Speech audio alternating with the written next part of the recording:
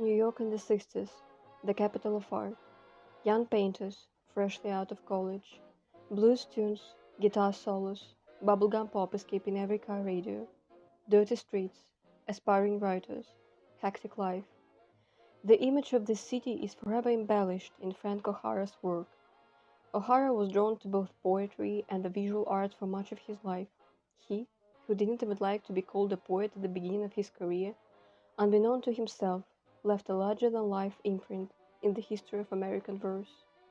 The New York School of Poets gladly took him under their wing, and he continued to write to the very last day of his life. A striking example of this synthesis is the anthological poem The Day Lady Died, dedicated to Billie Holiday, a much-beloved jazz singer who died on July 17, 1959.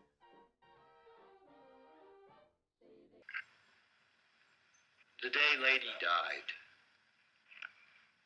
It is 12:20 in New York, a Friday. It's 3 days after Bastille Day, yes. It is 1959 and I go get a shoe shine because I will get off the 419 in East Hampton at 7:15 and then go straight to dinner, and I don't know the people who will feed me. I walk up the muggy street beginning to sun and have a hamburger and a malted and buy an ugly New World writing to see what the poets in Ghana are doing these days. O'Hara loved pop culture and embraced the hectic lifestyle of a New Yorker.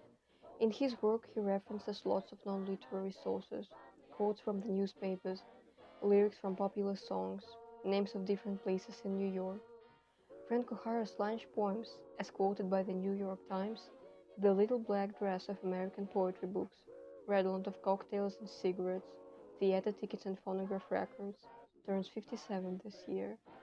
This poetry collection presents a mesmerizing gallery of sketches, carefully reminding about the magic of each day. This book almost talks back to the reader, descending into polyphony. Aside from literary models, O'Hara's poetry also incorporates the notion of the canvas as a field which the artist enters. He loved motion picture and action painting and all forms of dance, as Professor Marjorie Perloff mentions, and he expressed the chaotic splendor of life and its movement, painting with words. Many literary critics would agree that every piece in the lunch poems paints a little sketch in the mind of the reader.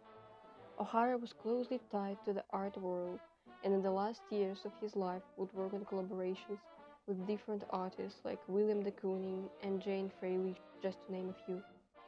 He would organize exhibitions, visit their studios, and take interviews, writing about their work. Poem painting is the term used by Professor Marjorie Perloff to describe O'Hara's later works, including lunch poems.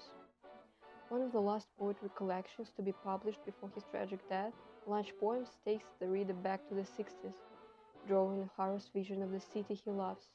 O'Hara's poetry is personal in tone and content, and has been described as sounding like entries in a diary.